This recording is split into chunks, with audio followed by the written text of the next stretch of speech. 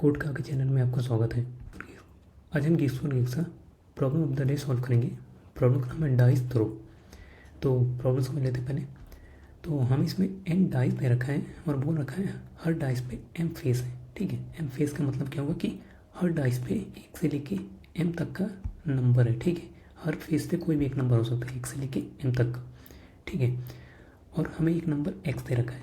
हमें करना क्या है कि अगर वो रखा है कि अगर हम इन n डाइस को थ्रो करें, जो भी नंबर आएगा हर डाइस पे n के जो नंबर हर डाइस पे जो नंबर आएगा, अगर उसको हम सम करें तो कितने तरीके ऐसे हैं कि वो सारे सम x के बराबर हो जाएंगे। कितने तरीके हैं कि हम n डाइस को थ्रो करें तो जो भी नंबर्स आए उनके फेसेस पे अगर उसको सम करें तो वो x के बराबर हो जाए। ठीक है, वही हमें रिटर्न करना है। ऐसे कितने तरीके हैं, तो ये वाला एग्जाम्पल देखते हैं, अच्छे समझ में आएगा। ये वाला एग्जाम्पल देखते हैं। मान लो हमारे पास ये एग्जाम्पल है। ठीक है, तो 3 डाइस है, n = 3 है, मतलब 3 डाइस है, डाइस 1, डाइस 2, डाइस 3। ठीक है, हर डाइस पे 1 से लेके 6 तक कोई भी नंबर हो सकता है क्योंकि m = 6 है। हमें बनाना क्या है, सम 12 बनाना है। ठीक है, तो देखते हैं ऐसे कितने तरीके हैं। ठीक है, अगर देखें एक तरीका क्या हो सकता है कि यहाँ पे 2 आ जाए, यहाँ पे 2 आ जाए, यहाँ पे कितना आ जाए, यहाँ पे आ जाए 4 आ जाए, यहाँ पे 4 आ जाए। ठीक है, 4 आ जाए, फिर आगे यहाँ कितना आ जाए, यहाँ पे आ जाए 6। ठीक है, 6 तो कितना हो गया, ये 12 हो गया। दूसरा तरीका क्या हो सकता है कि पहले डाइस पे 3 आ जाए, दूसरे डाइस पे 3 आ जाए और तीसरे डाइस पे 6 आ जाए। ठीक है, 3 + 3 + 6 = 12 हो गया। ठीक है, तीसरा तरीका क्या हो सकता है कि यहाँ पे 3 आ जाए, यहाँ पे 4 आ जाए, 4 3 7 हो गया, यहाँ पे 5 आ जाए ना, 3 + 4 + 5 = 12। ठीक है, ऐसे बहुत सारे तरीके हो सकते हैं। यहाँ पे कितना बोला है, ऐसे 25 तरीके हो सकते हैं। ठीक है, तो यही हमें रिटर्न करना है कि कितने तरीके हैं जिनको हम सारे डाइस पे जो नंबर हैं, जो फेसेस पे नंबर है, उसको सम करें तो वो x के बराबर हो जाए। ऐसे कितने तरीके हैं। ठीक है, तो समझते हैं इसको कैसे सॉल्व करेंगे। इसको हम रिकर्सन प्लस मेमोराइजेशन से सॉल्व करेंगे। ठीक है, तो देखते हैं कैसे सॉल्व हो गई है। मान लेते हैं एक एग्जांपल लेते हैं। ठीक है, एक एग्जांपल लेते हैं। n = मान लेते हैं 2 दिया है, m = 2 दिया है और x = 3 दिया है। ठीक है, मान लेते हैं ये वाला प्रॉब्लम हमें सॉल्व करना है और कितने तरीके हैं इसके, इस केस में कितने तरीके वो रिटर्न करना है। ठीक है, ये हमारा प्रॉब्लम है। तो हम स्टार्टिंग में अगर स्टार्टिंग में देखें तो हमारे पास क्या है, n = नंबर ऑफ डाइस 2 है। ठीक है, x कितना है, x = हमें बनाना क्या है, x = 3। ठीक है, x3 बनाना है, ये हमारा स्टार्टिंग में है। ठीक है, और m = क्या दे रखा है, m जो है 2 दे रखा है।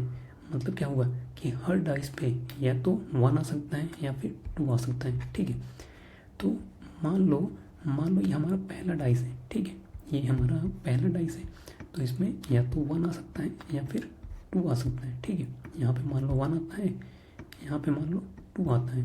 ठीक है, तो ये मतलब मैंने पहला डाइस यूटिलाइज कर लिया। ठीक है, अगर मैंने पहला डाइस यूज़ कर लिया तो यहाँ पे कितना डाइस बचेगा, n = 1 बचेगा और x = कितना बचेगा, कितना बचेगा, यहाँ पे 1 मैंने फर्स्ट वाला डाइस पे 1 आ गया है तो x कितना बचा, 3 - 1 कितना बचा, 2 बचा। ठीक है, अगर जो है फर्स्ट डाइस पे 2 आया होता तब कितना बचता वो देखते हैं। तब क्या होता, n जो है हमारा उतना ही होता क्योंकि हमने यहाँ पे एक डाइस यूज़ कर लिया, हमारे पास बचेगा कितना, एक डाइस बचा है। ठीक है, हमारा फर्स्ट डाइस पे कितना वैल्यू आया था, 2 आया था। अब x कितना बचेगा, x बचेगा 3 - ये 2 कितना बचेगा, 1 बचा। ठीक है, ये है कि अगर हमने पहला डाइस यूज़ किया, पहले डाइस पे अगर 1 आया तो ये चीज़ होगा, अगर पहले डाइस पे 2 आया तो ये चीज़ होगा। ठीक है, अब मान लो अब हमारे पास कितने डाइस बचे हैं, यहाँ पे एक डाइस बचा है, इस केस में भी एक डाइस बचा है। ठीक है, अब ये जो डाइस बचा हुआ है इसमें भी तो 2 केस होंगे, या तो उसमें भी 1 आ सकता है या फिर 2 आ सकता है ना। मान लो यहाँ 1 आता है, यहाँ पे 2 आता है। ठीक है, अब देखते हैं अगर यहाँ पे 1 आया होता तो हमारे पास कितने डाइस बचेंगे, ये दूसरा डाइस था, डाइस हमारा 0 बचेगा। अब यहाँ पे कितना वैल्यू, x की वैल्यू क्या बचेगी, यहाँ पे x = कितना था, x = 2 था, तो 2 - 1 कितना बचेगा, 2 - 1 1 बचेगा। ठीक है, सेम चीज़ यहाँ पे होगा, यहाँ पे क्या होगा, हमारा एन इक्वल्स टू कितना बचेगा, एन इक्वल्स टू 0 बचेगा क्योंकि दूसरा डाइस था, ठीक है। और इसमें वैल्यू कितना आया, 2 वैल्यू आया, ठीक है। हमारे पास एक्स कितना था, 2 था, 2 में से 2 गया, एक्स कितना बचेगा, यहाँ बचेगा 0, ठीक है। सेम चीज़ यहाँ पे भी होगा, ठीक है। दूसरा डाइस यहाँ पे हो सकता है 1 आया हो, इस केस में या तो 2 आया हो, 1 या फिर 2, है ना। तो अगर मान लो 1 आया होता, ठीक है, हमारा कितने डाइस बचते, डाइस हमारा 0 बचता, एक्स कितना बचेगा, देखो हमारे पास एक्स इक्वल टू 1 है और हमारा 1 आया भी होता तो एक्स हमारा 0 हो जाता, है ना। अगर यहाँ पे देखिए, अगर हमारा एन इक्वल टू 0 हो जाएगा क्योंकि 0 डाइस बचेगी, ये दूसरा डाइस है, ठीक है। एक्स इक्वल टू हमारा 1 है लेकिन हमारा डाइस में वैल्यू कितना है, 2 आया है, तो एक्स इक्वल टू -1 हो जाएगा, एक्स इक्वल टू -1 हो जाएगा, है ना। तो हमने ये सारा डाइस यूज़ कर लिया। अब हम देखेंगे यहाँ पे, अब जो नीचे वाली ये जो चीज़ें हैं ना, इनसे हमें पता चलेगा कि हमारा ये वाला चीज़, ये कंडीशन मैच हुआ कि नहीं, हमें हमारा कोई तरीका मिला कि नहीं एक्स अचीव करने का, ठीक है। कैसे पता चलेगा, जहाँ हम देखेंगे, जहाँ पे भी अगर हमारा एन भी 0 हो जाए और एक्स भी 0 हो जाए तो वो हमारा एक तरीका हो गया, मतलब हमने सारे डाइस यूज़ कर लिए और हमारा सम भी 0 हो गया, मतलब ये देखो 1 और 2 3 के बराबर हो गए। सिमिलर यहाँ पे देखो एन इक्वल टू 0 और एक्स इक्वल टू 0, मतलब हमने सारे डाइस यूज़ कर लिए, सम भी हमारा 0, मतलब 2 + 1 3, है ना, और एक्स हमारा 3 था। तो इसके कितने तरीके होंगे, इसका आंसर क्या होगा, आंसर हुआ 2, कि 2 तरीके हैं हमारे, ठीक है। ये वाला प्रॉब्लम के 2 तरीके हैं, ठीक है। तो चलो इसको कोड करते हैं और कोड में ही हम देख लेंगे हमारा मेमोराइजेशन कैसे करेंगे, ठीक है। ये रिकर्सन से हम करेंगे, कोड में देख लेंगे मेमोराइजेशन कैसे करना है। कोड करना स्टार्ट करते हैं। तो सबसे पहले हम अपना यहाँ से रिटर्न कर देते हैं, एक रिकर्सिव मेथड क्रिएट करके, ठीक है। एक रिकर्सिव मेथड क्रिएट करेंगे, सॉल्व, इसको पास कर देते हैं, एन और एक्स सब पास कर देंगे, ठीक है। अब इस मेथड को क्रिएट करते हैं, प्राइवेट इंट सॉल्व, इसको पास कर देंगे एन, ये हो जाएगा डाइस और सम, ठीक है। डाइस का रिप्रेजेंट कर रहे हैं, डाइस रिप्रेजेंट कर रहे हैं कि हमारे पास कितने डाइस बचे हैं, सम क्या मतलब हो रहा है कितना सम हमें आगे बनाना है, ठीक है। हमारा बेस कंडीशन क्या था, हमारे यहाँ ये बेस कंडीशन है, ठीक है, ये बेस कंडीशन है।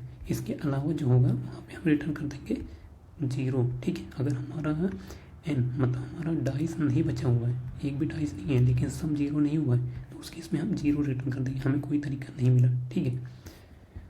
तो वही करेंगे हम बेस कंडीशन क्या होगी, अगर हमारा डाइस का काउंट 0 हो गया है एंड हमारा सम भी 0 हो गया है, तो उस केस में हम रिटर्न कर देंगे 1, कि हमें एक तरीका मिल गया है, ठीक है। दूसरा, अगर हमारा डाइस 0 हो गया है और ठीक है, अगर हमारा डाइस 0 हो गया है या फिर हमारा सम स्मॉलर देन 0 हो गया है, उस केस में हम रिटर्न कर देंगे क्या, 0 रिटर्न करेंगे, ठीक है। यहाँ पे देखो डाइस 0 हो गया है और यहाँ पे भी डाइस 0 हो गया है लेकिन एक्स स्मॉलर देन 1 हो गया है, ठीक है।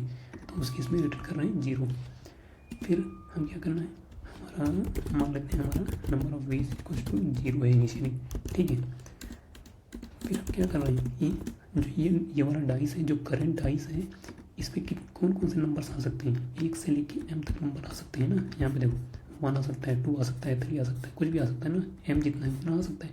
तो उसको हम फॉर लूप से लिखेंगे, तो इंट फेस इक्वल टू 1 से face smaller than equal to m तक जा सकता है और फेस ++, ठीक है।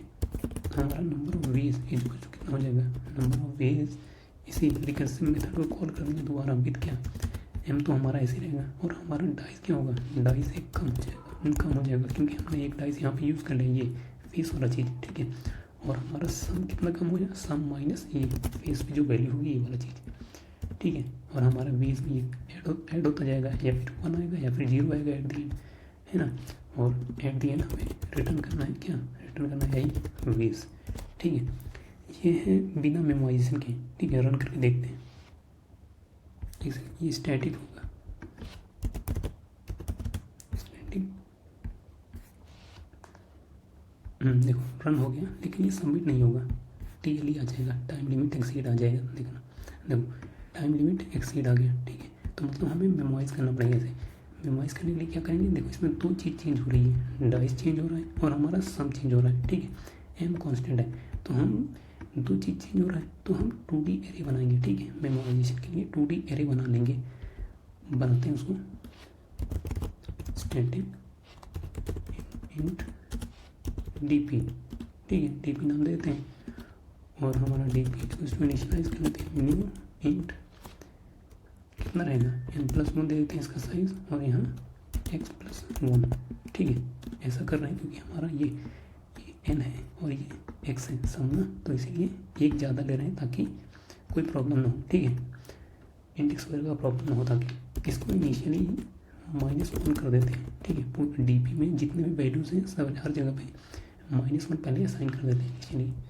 i = 0, i smaller than equals to n और i++, ठीक है। और j = 0, j smaller than equals to x और j++, ठीक है। dp of i j equals to -1 initially डाल देते हैं, ठीक है। अब देखते अब क्या होगा, देखो ये बेस कंडीशन के बाद हम चेक करेंगे क्या हमारा ऑलरेडी ये वाला चीज़ कैलकुलेट हो चुका है क्या। अगर पहले कैलकुलेट हो चुका है मतलब डीपी ऑफ ये डाइस और ये सम, अगर ये -1 के बराबर नहीं है तो उस केस में हम रिटर्न कर देंगे ये डाइस और ये सम। इसका मतलब क्या हुआ, इसका मतलब हुआ कि ये वाला चीज़ ऑलरेडी कैलकुलेट हो चुका है। ये बता क्या रहा है कि अगर हमारे पास इतने डाइस हैं और हमें इतना सम बनाना है तो उसके कितने तरीके हैं ये बता रहा है, ठीक है। ये डीपी ऑफ चीज़ ये बता रहा है कि अगर इतने डाइस हैं और हमें इतना सम बनाना है तो कितना जो है वेज हैं, इतने वेज हैं, ठीक है। वही हमें यहाँ बता रहा है।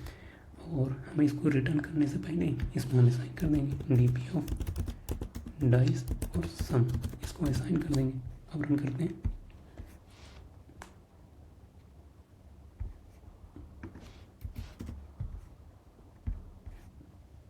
सबमिट करते हैं, सबमिट भी हो गया। तो वीडियो को देखने के लिए आपको बहुत बहुत धन्यवाद और चैनल को सब्सक्राइब जरूर कर लें। Thank you so much.